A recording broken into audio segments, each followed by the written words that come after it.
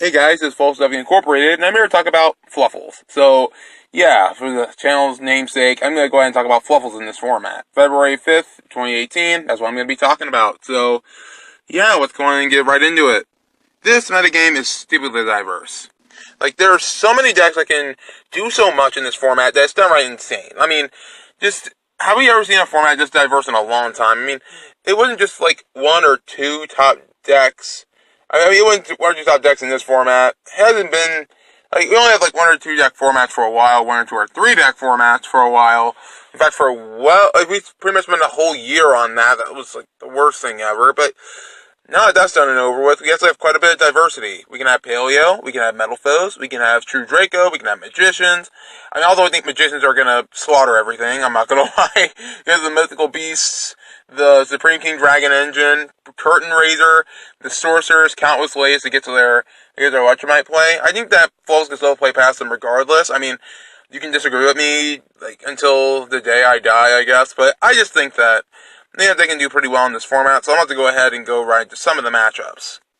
So let's get an easy one out of the way, being Paleo. I think that this deck can play on Paleo pretty well. I mean, they have quite a bit of one-card outs in the form of Evenly Matched. I mean, they can play Hey True Nade, even though that's probably going to no longer be the deck budget if you're going to try to play it competitively, just because of the side deck alone, but that's not the point.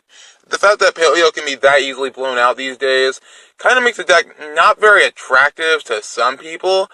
But hey, it's still an option, so yeah, you might want to consider it. But I think that Fluffals can play around them pretty well. I mean, they can almost never get around a Sabertooth unless they have Dynamiscus. I mean, otherwise they don't have much to go up against them effectively. I mean, if they make Toad turn one, you can play around that Toad pretty easy. And there's quite a bit of back row that they have, but not too many of them are a real threat, to you at least. So, Paleo, I think you have a fairly easy win if you go game 2 and game 3, because most of the time you're probably going to go second, because you always want to go first, that you want to go second. I mean, that's a big advantage that this deck has in this format, because if they go second, that's the best way they go, and some of the decks right now want to go first. So, that's it for Paleo, and now into some Pendulum matchups. But right now, let's talk Metal Foes. Metal Foes are a pretty good deck right now, including the True Draco engine, which I will get into soon. I'm going to talk about True Draco as a deck, and I'm going to talk about True Draco as an engine. So with this, yeah, they are pretty tough to out. I mean, you have so much going for you in this format.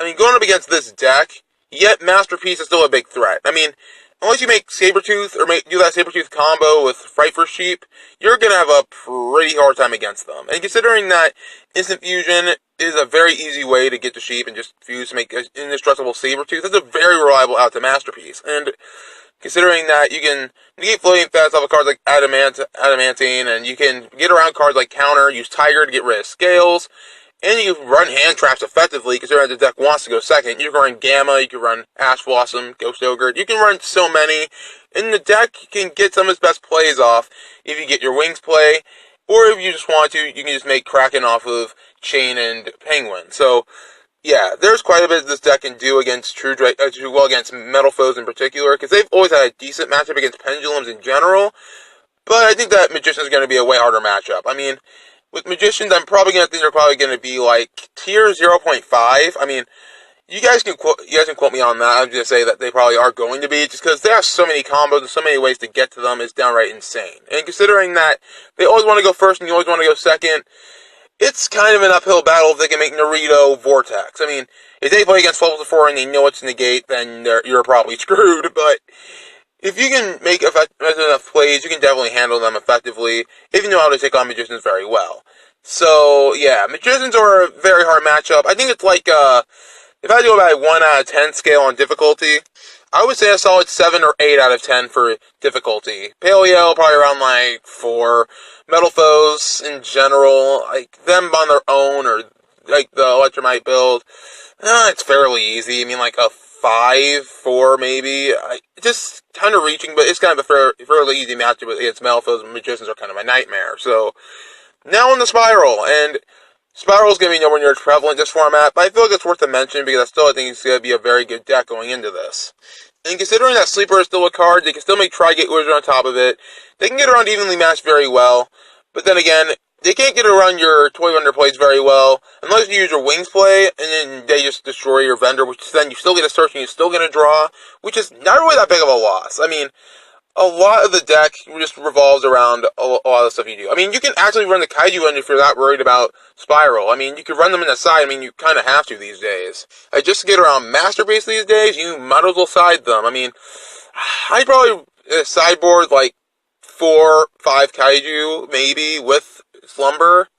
But yeah, I do think that there is quite a bit going on for Spiral. I mean, they are, I'm not going to say they're a bad deck, they're kind of just falling off the radar, but they're not completely away. I mean, there's so much diversity that many other decks are going to come up. So, yeah, I think that Spiral are going to take a back seat, but I think they're going to be a pretty big threat, just because Sleeper is still a card. I mean, with Resort in the field, plus a Sleeper and a Last Resort, that makes a near-invincible Spiral Sleeper that blows up 2 cards on each and every turn. So, you have to keep that in mind when you're going against the deck.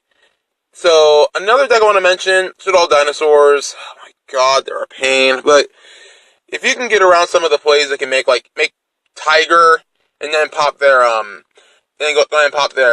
Ultimate Guitar Tyranno or something. I mean, they give you get around them that way. It'll have the same exact stats as El Shaddoll Winda, just so you can crash into it. I mean, Shaddoll's have a very big advantage against they have a big disadvantage against Dinosaurs this format if they go first. I mean, yeah, they are pretty much blown out if they get their Winda plays going. But even then, that's sometimes a reach, because if they're going first and you're not, then they really can't send cards from their deck. Your first Shaddoll fusion, so they have to make a minus. But sometimes that minus may be worth it to beat a Fluffal player. I mean, Kaiju are going to be a big thing this format, so yeah, I'm just going to say that. There's still a good mention, because Fluffals have an insane amount of draw power with cards like Agent Chain to search out and thin your deck, along with Bear, Wings to draw, Penguin to draw, and plenty of other draw cards that can run like a Lord of Darkness if you run multiple Sabers. So yeah, that was worth the mention. As for Trickstars, well, they don't do too well in defined formats, and they're probably going to run cards they think is going to be the biggest matchup, but they're going up against Fluffals, so I must go up against them. So yeah, that was kind of my opinion on Trickstars there. They're not going to do a lot in a format that's not defined. I mean, they have a small enough engine to be used, in like pretty much most cards can be used to take on most decks, but Fluffals are pretty different in that regard, so yeah, that's kind of my opinion on that. They could probably stomp Trickstars if they make the wrong card choices, but if they make the right card choices, I mean, Reincarnation isn't really that bad of a card, really. Just because you don't go that big of a minus unless they use Droll and Lockbird, in which case, might want to skip it up that game. But aside from that Droll and Lockbird play, Droll and Lockbird's still near unsearchable, so I wouldn't worry about that too much. But one more matchup I want to go over is Invoked, and okay, this is going to be a pretty unpopular opinion, because I know plenty of people are going to be on me about this, but I think that this format, I honestly think that Fluffals will stomp Invoked. I mean, sure, Invoked run a ton of traps these days. I mean, we got Bottomless, we got the Solemns, including Judgment, but again, that would have your opponent use back row if you're going to do that, and you can run Hey Trunade. And if we're talking about game 1, I think that Invoke to have a bigger edge, because they most of the time want to go first, if not always, because if they're running the Windwitch engine, then they can make Crystal Wing turn 1 with minimal resource usage. They go in the Artifact engine, all that good stuff. But there really isn't that much going for them in game 2 and game 3. I mean, we got Hey Trunade, again, we got Kaiju, again. I mean, the deck can have quite a bit of cards to side in that are immediate answers to a lot of these back row heavy decks, or decks that rely on one monster to stay on the field. And as for True Draco, they're not really that big of a problem. I mean, just go for the Instant Fusion Sabertooth play, that's still completely viable. And you still have Guardian Business Radiant to get more link markers in the field. You can make Tiger to blow up their cards, there's so much the deck can still do. And I just wonder why the deck isn't being played more, probably because it's a less popular deck, I guess, but that'd be not the point. So, I hope you guys enjoyed this video. If you guys like it, be sure to hit that like button, subscribe, notify our army, and together we'll beat the meta. So, until next time, if you enjoy my next video, but until then, I will give you my next deck list for Fluffals in this format. But until then, take care of yourselves.